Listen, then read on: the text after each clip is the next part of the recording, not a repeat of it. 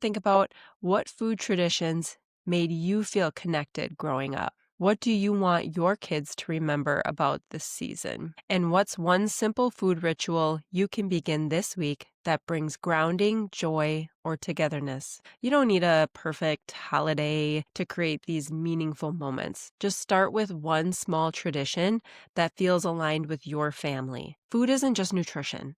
Food is memory, culture, belonging, and food is love. Welcome to the Wellness That Fits podcast, where we help busy moms eat well, restore energy, and clear brain fog without sacrificing family time or your sanity. I'm Cassie, registered dietitian and mom of 3. I believe wellness should fit your real life, not the other way around. If you're tired of complicated wellness trends and want simple, sustainable strategies for meal prep, holistic nutrition, and time-saving routines, you're in the right place. Let's jump in. Hey friend, welcome back to the Wellness That Fits podcast.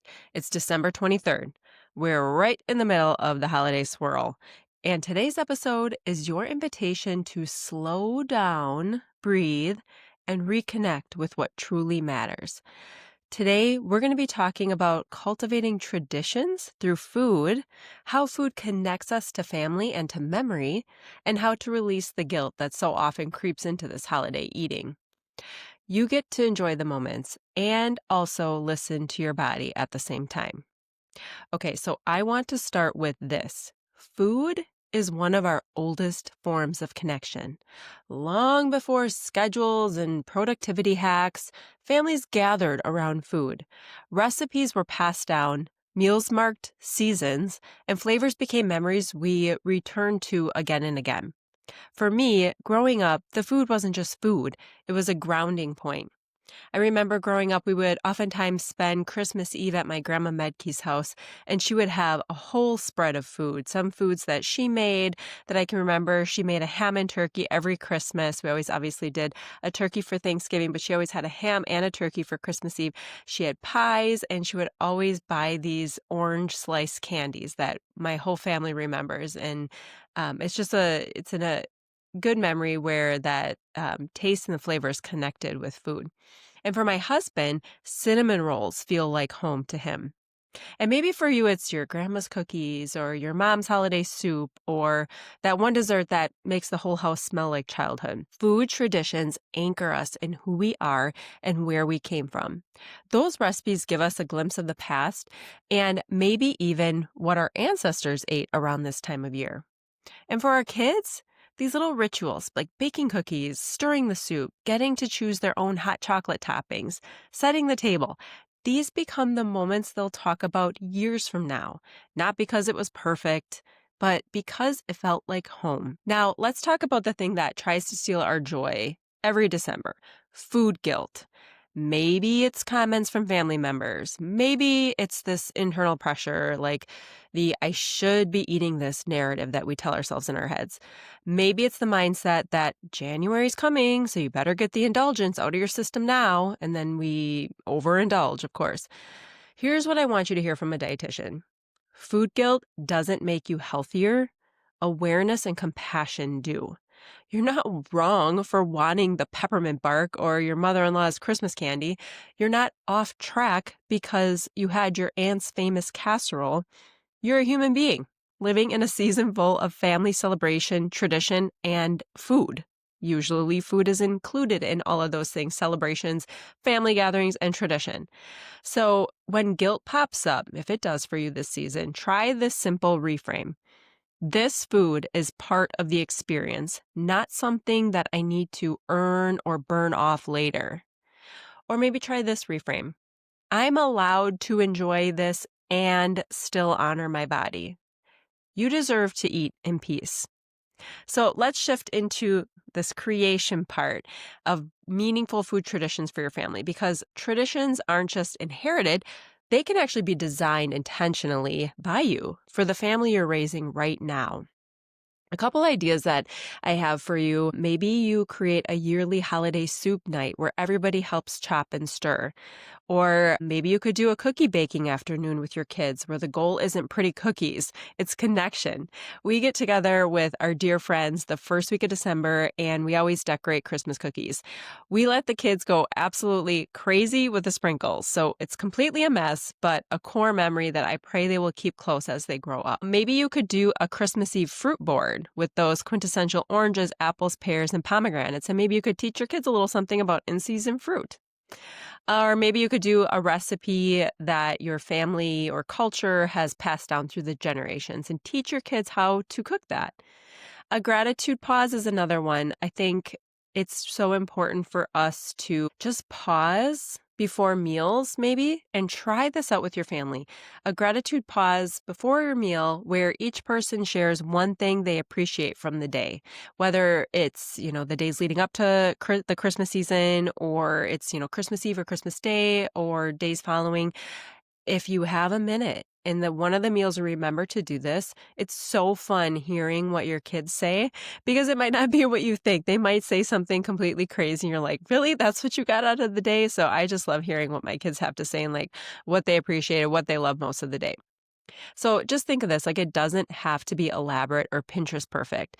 Traditions are simply rhythms that create meaning. And here's the thing, your kids won't remember the macros, right? Like they're not going to remember whether something was organic or grass-fed, but they will remember how they felt in your kitchen or in the dining room or in the living room. All right, now I want to talk quickly about your nervous system because this time of year can be a lot. And when your stress is high, there's a couple things that take place in terms of your body and what your body's going through. So when your stress is high, digestion slows down. Blood sugar swings more easily because your stress hormones like cortisol trigger your liver to release glucose, which is fine. But if you are constantly stressed, this release of glucose and constant glucose in your bloodstream is not great, right? So this can happen just because your stress is so high. Also, cravings can increase, and it also can become harder to feel your hunger or fullness cues. Meaning there's absolutely nothing wrong with you if you feel like eating feels different in December. Your body maybe feels different around the holiday season. It's just there's a lot going on.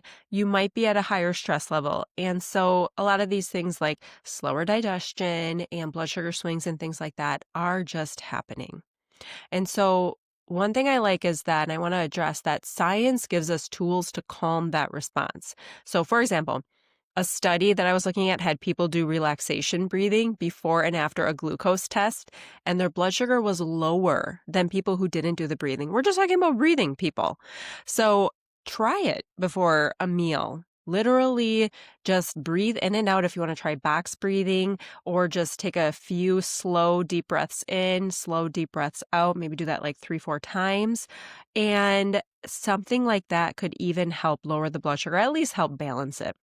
Another thing that we can do is to take a short, gentle walk because moving your body helps use up some of that glucose, and moving also supports digestion by helping your gut move food through the system. We can also eat meals at consistent intervals, even during busy days, and also stay hydrated. I know these are two separate things, but eating more consistently and hydrating consistently, because skipping food for all day until your big holiday dinner makes it harder to tune in to your body, and it leads to overeating. Not because you lack willpower, but because your biology is doing its job. You have not given your body food, and so you are probably going to be seeking food and you're craving food. You're thinking about food all day, and so you are going to probably overindulge. If you give your nervous system that reset, your body will thank you. It will digest more efficiently, which means it's going to absorb the nutrients better and avoid those big sugar swings that leave you feeling completely drained later. Now, you might be thinking, Cassie, you're nuts if you think I'm going to remember to do this during the chaos of present opening, family gatherings, my kid throwing a tantrum over the wrong colored Christmas paper, and all the other things. I get it. Seriously, to be honest, I really don't even think much about nutrition on the holidays. And I don't want you to dwell on it either. I know a lot of people have family gatherings and events that whole week, the week between Christmas Eve and New Year's Eve and New Year's Day. So just take Christmas Eve and Christmas Day out of the equation. And if there is simply a few days in between where you can practice some of these strategies like deep breathing, light movement, and consistent meals and hydration, your body will feel more energized throughout the week and will help you get through that week. And not to say it like get through the week, because I know this is a really fun time for a lot of people, but it's also a very mentally draining and it can be very high stress. And so I want you to be able to move through the holiday season with a little bit more ease, a little bit more energy. Now, we didn't really talk about sleep, but of course, any time that you can aim for somewhat of a good sleep schedule, that would be best. That's going to help everything. It's going to help your blood sugar. It's going to help cravings. It's going to help a lot of things. So if you can have a couple days in between where you get a good night's sleep, that will really help energize you for the week to come. Okay, so as we close, I want to leave you with a few reflective questions. And so maybe you can journal on them later, or maybe just let them settle in your mind. And I want you to think about what food traditions made you feel connected growing up. What do you want your kids to remember about this season? And what's one simple food ritual you can begin this week that brings grounding, joy, or togetherness? You don't need a perfect holiday to create these meaningful moments. Just start with one small tradition that feels aligned with your family. One meal, one recipe, one gathering around the table, one of those. Because food isn't just nutrition. Food is memory, culture, belonging, and food is love. So thank you so much for spending a little of your holiday week with me. I hope this episode encourages you to savor the moments, release the guilt around food, and nurture yourself and your family through food and connection. If you want support heading into the new year, from meal prep to brain optimization, I've got some resources coming your way, so stay tuned. And I am wishing you a very Merry Christmas. Thanks so much for tuning in to today's episode of the Wellness That Fits podcast. I hope you walk away with simple, doable steps you can put into practice right away. If you loved this episode, it would mean the world if you subscribed, left a review, or shared it with another busy mom who could use some encouragement. Until next time, friends, keep creating wellness that fits your life.